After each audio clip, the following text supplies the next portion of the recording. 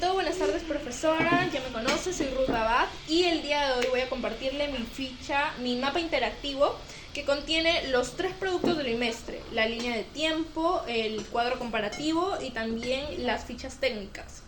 En mi caso, yo elaboré la ficha técnica del Camu Camu y aquí en el mapa interactivo hemos colocado una pequeña leyenda aquí en la parte superior con los alimentos y para poder ubicarlos en el mapa geográfico del Perú, ¿no?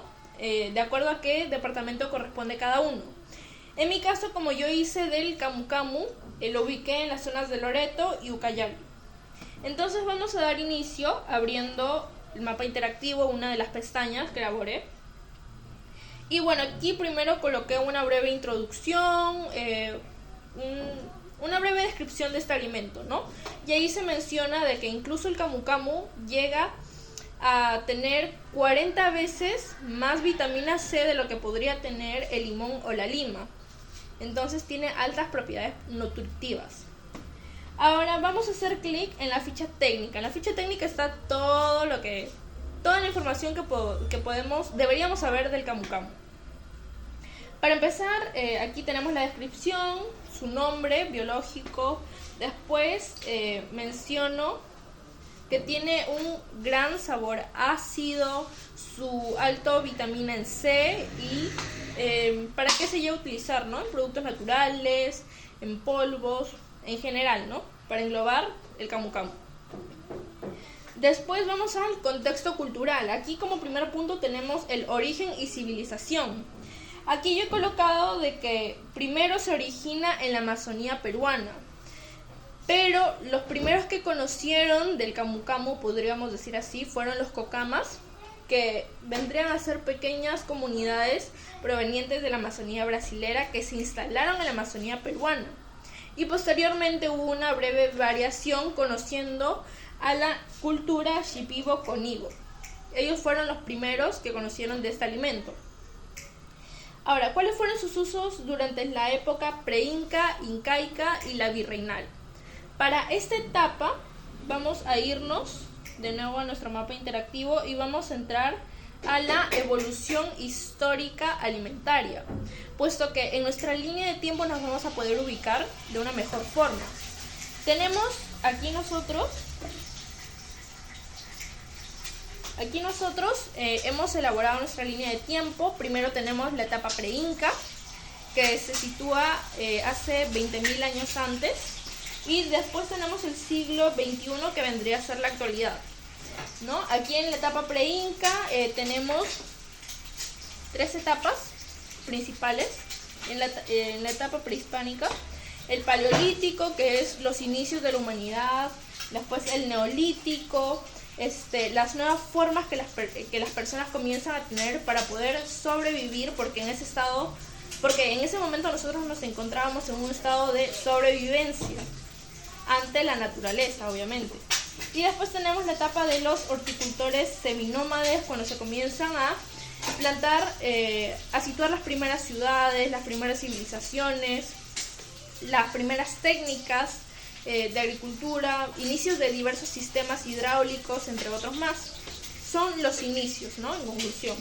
Entre las culturas peruanas que podemos encontrar aquí son la Chavín, la Paracas, la Moche y también la Huari. Y ahora, ¿cómo podemos relacionarlo esto con el Camu Camu? Pues básicamente el Camu Camu en ese momento todavía no era tan conocido. Digamos que recién las plantaciones no eran tan utilizadas para ese momento. Recién las personas estaban comenzando a conocer un poco las plantas, cuáles podían consumir, cuáles no. Entonces, así era esa etapa en la etapa prehispánica. Ahora nos vamos a la Inca, y aquí primero hablamos de la organización. La organización era por sistemas de trabajo, el Aini, la Mita y la Minca, para poder conseguir alimentos y algunas otras actividades más. Después en la alimentación tenían 2 comidas diarias, no utilizaban cubiertos, su principal bebida era la chicha. Y ahora vamos al aspecto de la economía. En la economía ellos se basaban en el trueque. Ahora, yo quiero mencionar en una parte, entonces, cómo es que el camu camu llega a la civilización inca, ¿no? Ahora, yo investigué un poco y fui a ver cuáles eran las extensiones del Tahuantinsuyo y hay una pequeña parte que se llama Antinsuyo que conecta un poco con la selva. Entonces podríamos decir que mediante ese trueque en ese espacio del Tahuantinsuyo se pudo haber obtenido este alimento. Sin embargo, no hay evidencias explícitas o no está escrito en diversas crónicas que manifiesten que específicamente sí se llegó a consumir de este alimento. Ahora, en la etapa, está por acá la ficha técnica. Ahora, en la etapa virreinal hay algunos escritos que se mencionan del inicio del consumo de este alimento por su alto valor en vitamina C y se comenzaba a utilizar para tratar enfermedades como la gripe. Esos fueron los primeros inicios, ¿no? Del consumo de este alimento. En conclusión, podemos evidenciar que tanto en la etapa pre-inca como en la inca todavía no se consumía de este alimento, recién se estaba descubriendo. Sin embargo, en la etapa virreinal ya se comenzaban a utilizar para tratar diversas enfermedades respiratorias como la gripe. Ahora, en el contexto económico, para el contexto económico, los productores actuales de cultivo tenemos tanto a Ucayali como a Loreto, porque es el lugar que contiene el clima geográfico, contiene el espacio geográfico y el clima apto para que pueda cultivarse este alimento. Y ahora, como siguiente punto tenemos el destino del cultivo. Tenemos el consumo nacional y la exportación.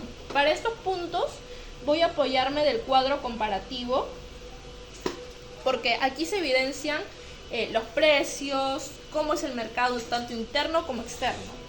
Bueno, como precios por el kilogramo, yo investigué con mi grupo, en el mercado ronda el precio desde los 6 a 9 soles. Sin embargo, en supermercados como Plaza Vea, Totus, Macro, entre otros más, aproximadamente de entre 13 a 21 soles. Entonces podemos llegar a la conclusión de que el precio es elevado del camu camu en el Perú. Las regiones productoras ya conocemos que es Loreto, Ucayali. El destino, bueno, el consumo interno, la demanda interna aquí en el Perú, se basa básicamente en las localidades que son cercanas a la región de producción, principalmente de la Amazonía peruana, claramente. Ahora, en el destino externo, ahí nos referimos a las exportaciones. Los principales países son Estados Unidos, Japón, también la Unión Europea, Canadá y Australia. Quien tiene un mayor porcentaje de la compra de este alimento vendría a ser Estados Unidos, cerca de un 47%. Ahora, ¿cómo es la accesibilidad a la población? ¿Qué tan accesible es?